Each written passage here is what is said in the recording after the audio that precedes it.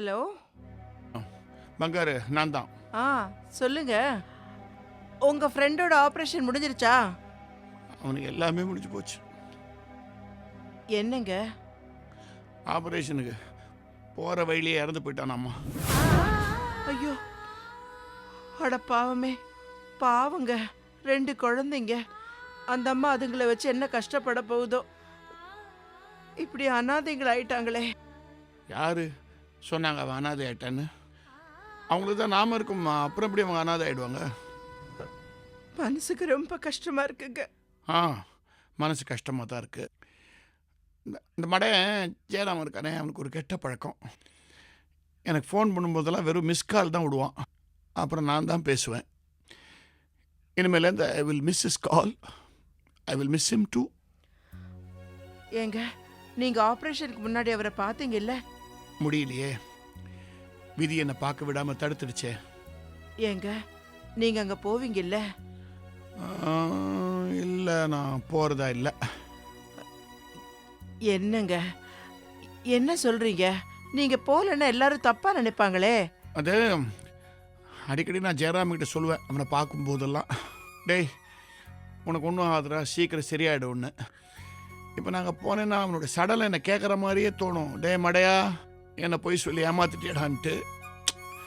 நான் அங்கே போக விரும்பல. அப்போ நீங்க அங்க போலியா?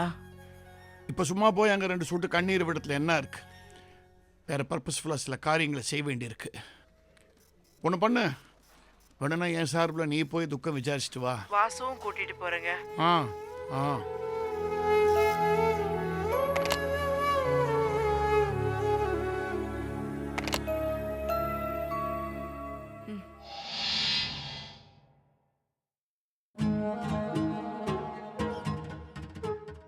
என்னோட பல கோடி ரூபாய் சொத்துலேருந்து 10% இந்த சங்கத்துக்கு எழுதி வைக்கலான்னு இருக்கேன். விடவே கூடாது.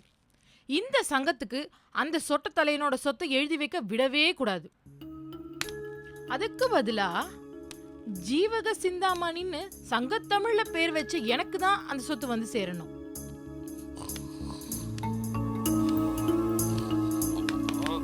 டிஸ்டர்ப் பண்ணாதீங்கப்பா. ஃபேனை போடுங்கப்பா.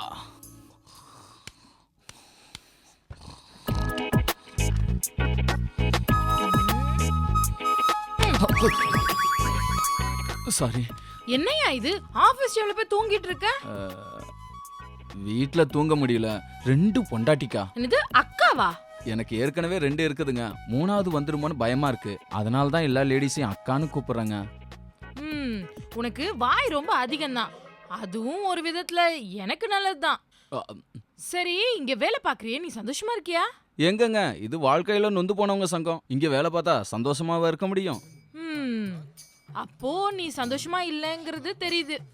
பாவம், நீயும் என்னதான் பண்ணுவ. என்ன பண்ண வேணுமா?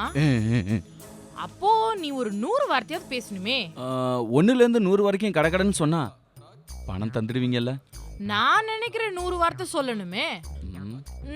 இந்த காக்கிய பத்தி நீ என்ன நினைக்கிற? அது சாதுவான பறவைங்க. நான் கருப்பு காக்காவை பத்தி கேக்கல, வெள்ளை காக்காவை பத்தி கேக்குறேன். புரியலையே. நம்ம கல்யாண கிருஷ்ணனை பத்தி கேக்குறேன்யா. ஓ, அவரா? அவர் நம்ம சங்க பிரசிடென்ட் ஆச்சே. அவரை பத்தி நீ என்ன நினைக்கிற? உத்தம சத்தியசீலன். நான் சொல்லிருக்கேன்ல, நீ சொல்ற 100 வார்த்தையுமே உண்மையா இருந்தாதான் உனக்கு இந்த பணம். 100ம் உண்மையை சொல்றேங்க. அந்த கல்யாண கிருஷ்ணன் ஒரு சோமாரி, ஒரு முள்ள மாதிரி, ஒரு கேப் மாதிரி. நீ மாறி மாறி பேசாத. இந்த கல்யாண கிருஷ்ணன் பத்தி ஒரு சில விஷயங்கள்லாம் எனக்கு தெரியணும்.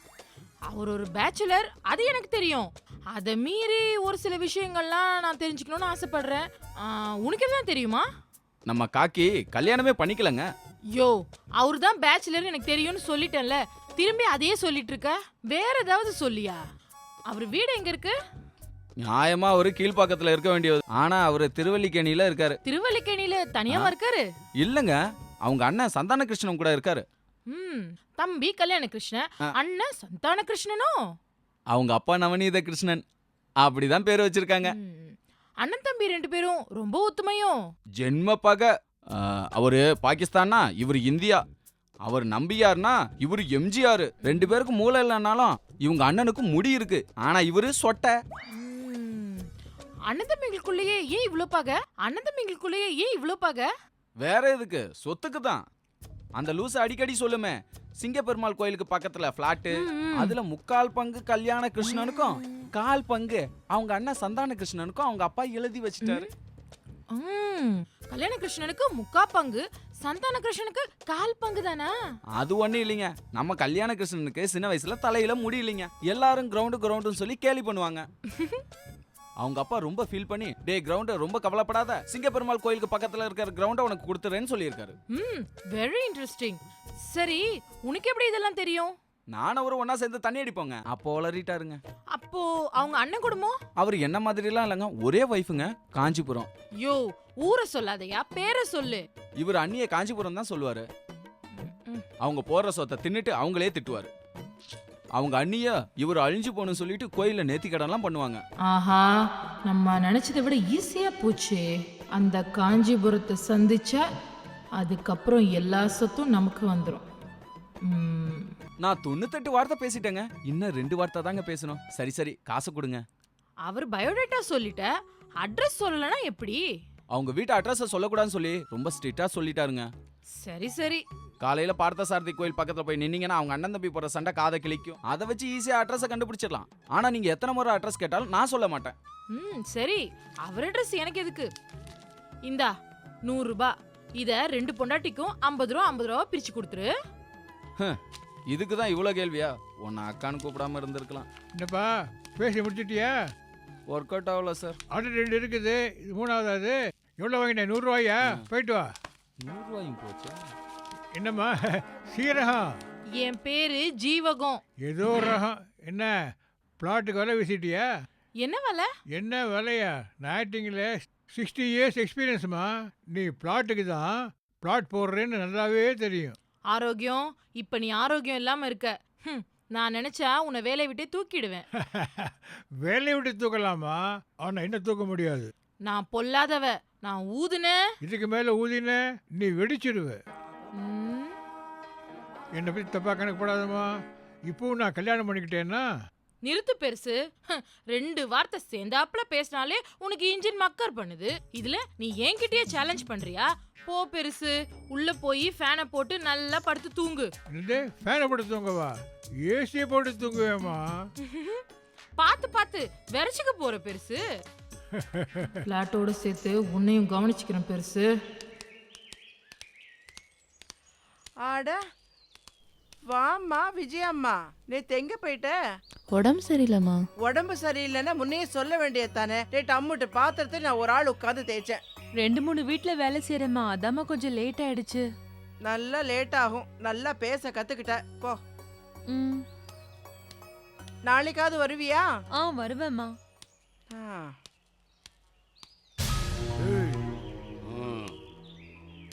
ஹரிதாஸ் வீட்டில் வேலை செய்கிற பொம்பளை வருது, என்னன்னு கேட்போம். இந்த 10 ரூபாய் வச்சு வேலை கட்டுறேன் பாரு. அம்மா, இந்த 10 ரூபாய் கீழே கந்தது உண்டான் பாரு. போகும்போது போட்டு போயிருப்பேன் வேலை செய்யும் போது. வாங்கிக்கோ. இந்த பங்காரம்மான்றது யாருமா? இப்போ என் பின்னாடி நின்னுட்டு இருக்காங்களே அவங்க தான். ஆமா, நீங்க யாரு?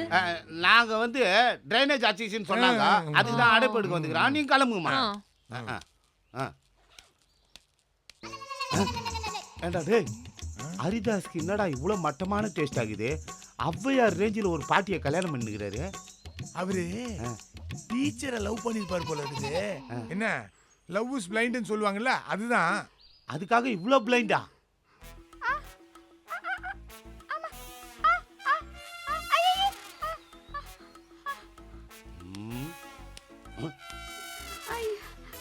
ஆஹா, நான் பங்காரு தள்ளி என்னாச்சு? கை சுளுக்கிச்சு, கொஞ்சம் சுளுக்கு எடுத்து விடுறீங்களா? நான் எத்தனை பேருக்கு சுளுக்கு எடுத்து விட்டுருப்பேன், உனக்கு செய்யாம இருப்பேனா? சத்தம் போடக்கூடாது. மெல்ல மெல்ல மெல்ல. அதான் போதும். டேய் பாத்தியாடா, ஹரிதாஸ்க்கு பொண்டாட்டி மேல இந்த வயசுல எவ்வளவு லவ். வெளியில வந்து கைய பிடிச்சி பேசினுக்கிறான். எனக்கு கிடைச்ச மாதிரி வீட்டுக்காரரு வேற யாருக்குமே கிடைக்காது. என்ன சென்டிமெண்ட் டயலாக் பேசுது பத்தியா? எனக்கு கூட இப்போ துணையா இருக்கிறது எவ்வளவு சந்தோஷமா இருக்கு தெரியுமா? ஒய்ஃபையே வாங்க போங்கன்னு பேசுறான். என்னதான் பொஞ்சாதியா இருந்தாலும் வயசுல பெரியவங்க இல்லையா, மரியாதை கொடுத்து தானே ஆகணும். கொடுக்கட்டும். வலிக்குதுங்களா? ஒண்ணு இல்லையா? நான் பங்காரு தள்ளி. சந்தோஷம்.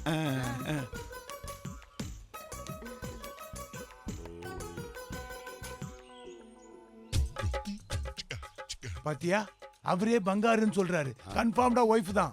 டேய், பங்காரு தள்ளின்றாரடா. அது பங்கார சின்ன வயசுல தள்ளிக்கிட்டு வந்து கட்டிக்கிட்டாரு இல்லையா, அதான் பங்காரு தள்ளின்னு செல்லமா சொல்றாரு. டேய், நான் கூட என் ஒய்ஃப் சிங்காரியை தள்ளின்னு வந்தாடா கட்டிக்கினேன். நானும் சிங்காரி தள்ளின்னு அவளை கூப்பிடவா?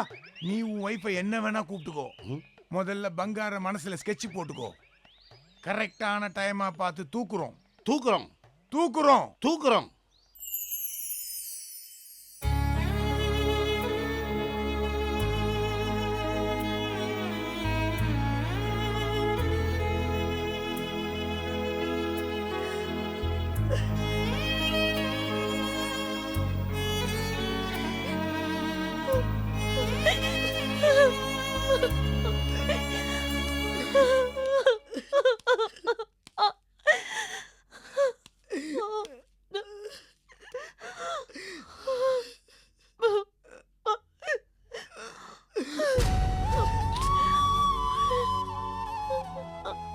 உமா,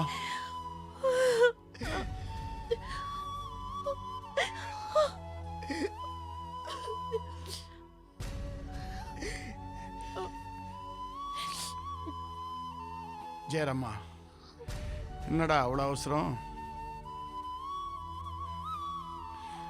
ஏண்டா, என் கூட ஸ்கூலில் படிக்கும்போது ஃபோட்டோ எடுக்கச்சு என் பக்கத்தில் வந்து நிற்ப.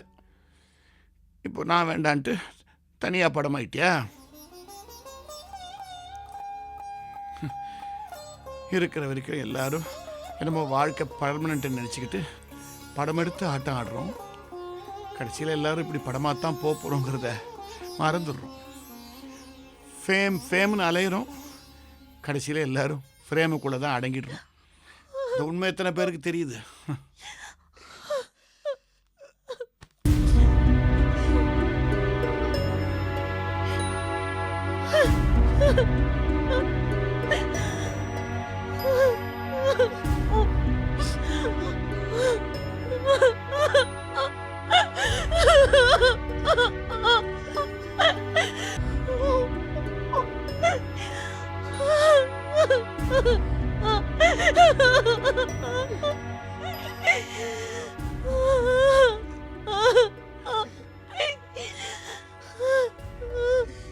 தெரியுமோ தெரியாதோ, ஒரு சந்தர்ப்பத்தில் நான் இறந்து போயிட்டு தான் நினச்சி என் படத்துக்கே மாலை போட்டு வச்சுருந்தாங்க. அதையும் நான் பார்த்தேன். அப்போ எனக்கு என்ன உணர்வு ஏற்பட்டதோ அதே உணர்வு தான் ஜெயராமனை பார்க்கும்போது ஏற்படுது. ஹாஸ்பிட்டல்ல இருந்தப்போ ஹரிதாஸ் வரலையான்னு உங்களை தான் கேட்டுக்கிட்டே இருந்தார். அவன் கேட்காம இருந்திருந்தாதான் ஆச்சரியம். படிக்கிற காலத்திலேயே ஹரி வரலையான்னு கேட்டுக்கிட்டே இருப்பான். எங்கே போனாலும் என் கூட தான் வருவான். இப்போ மட்டும் நான் வேணான்னு முடிவு பண்ணிட்டு சார் தனியாக போயிட்டாரு. நானும் ஒன்று ஆஸ்பத்திரியில் பார்க்கணும் தான் எவ்வளவோ முயற்சி பண்ணேன், முடியல. அது என் பேட் லக். உட்காருங்க. ஓகே.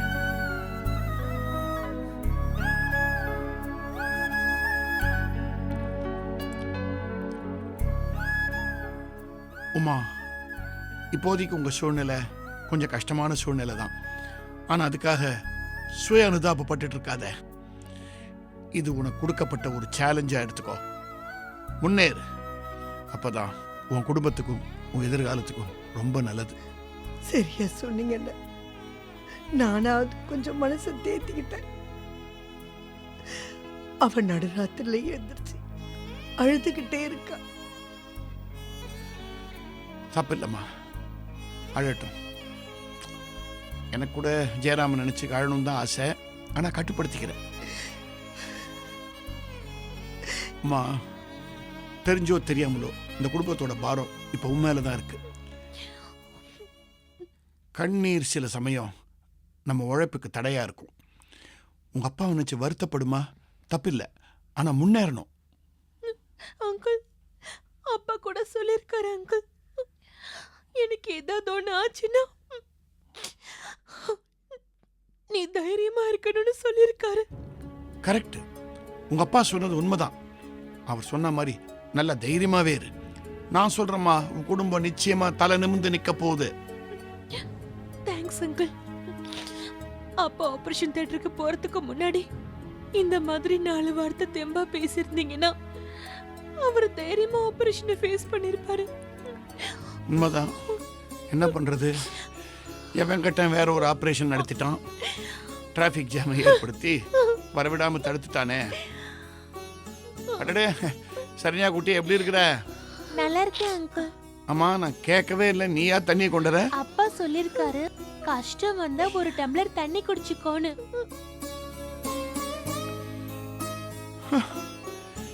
எவ்வளவு பெரிய தத்துவத்தை எவ்வளவு சாதாரணமா சொல்லிடுச்சு இந்த பொண்ணு.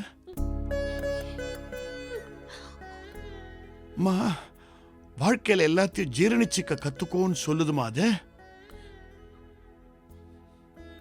டேய் மடையா ஜெயராமா, உன் பொண்ணுக்கு வாழ கத்து கொடுத்துட்டு அது நீ புரிஞ்சுக்காம உங்க அப்பா இருந்திருந்தா உன்னை நினைச்சு ரொம்ப பெருமைப்பட்டிருப்பார். நீ உள்ள போமா, உள்ள போ.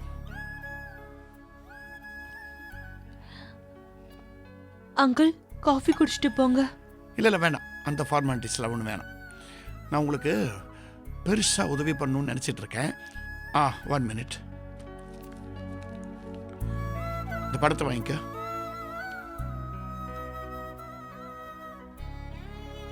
நீ முன்னுக்கு வருவம்மா. உங்கள் பொண்ணு உங்களை காப்பாற்றுவா. ஆமாம்மா, சாதாரணமாக இந்த மாதிரி ஒரு சூழ்நிலையில் ஒருத்தரை நாம் பண உதவி செஞ்சோம்னா ஆரம்பத்தில் ஏதோ ஒரு சம்பிரதாயத்துக்கு வேண்டாங்க அப்படின்னு சொல்லிட்டு அப்புறமா வாங்கிக்குவாங்க. ஆனால் உங்கள்கிட்ட அந்த போலித்தனம், அந்த போலி சம்பிரதாயத்தெல்லாம் இல்லை. யதார்த்தமாக அந்த பணத்தை நீ வாங்கிட்ட பத்தியா, அப்போ உனக்கு கண்டிப்பாக உழைக்கணுன்ற எண்ணம் உனக்கு இருக்கு. உனக்குள்ள இருக்கிற அந்த உண்மையை நான் பாராட்டுறேம்மா. நீ நல்லா வருவே, உன் குடும்பம் நல்லா வரும். நான் வெளி மனுஷங்களா இருந்தா வேண்டான்னு சொல்லியிருப்பேன். நீங்க எங்க அப்பாவுக்கு ரொம்ப க்ளோஸ் ஃப்ரெண்டு, இந்த குடும்பத்துல ஒருத்தர். அதான் அங்கிள் தயங்காம வாங்கிக்கிட்டேன். குட். இப்ப சொன்ன பாரு, நான் உங்க குடும்பத்துல ஒருத்தன், அதை என்னைக்கும் மறக்காத. அப்புறமா உங்க அப்பாவோட அந்த இன்சூரன்ஸ் கிளைம்ஸு, மற்ற கிளைம்ஸ், இதுக்கெல்லாம் அவருடைய டெத் சர்டிஃபிகேட் தேவைப்படுது. வாழும்போது சர்டிஃபிகேட்டை எவனும் மதிக்கிறது இல்லை, போன அப்புறம் கேட்குறானுங்க. அதை நீ கொஞ்சம் ரெடி பண்ணி வச்சிட்டீன்னா நான் வந்து வாங்கிக்கிறேன். கண்டிப்பா அங்கிள், இதெல்லாம் ரெடி பண்ணிட்டு நான் உங்ககிட்ட சொல்றேன். சரி அம்மா, அப்போ நான் கிளம்புறேன். சரி. இல்லை, நீங்கள் உட்காருங்க, நீங்கள் உட்காருங்க. உமா, கூடிய சீக்கிரம் ஒரு நல்ல செய்தியோட உன்னை வந்து நான் சந்திக்க போகிறேன். அம்மா, நாங்களாம் இருக்கோம், மனசை தளர விடாதீங்க. ம் ம்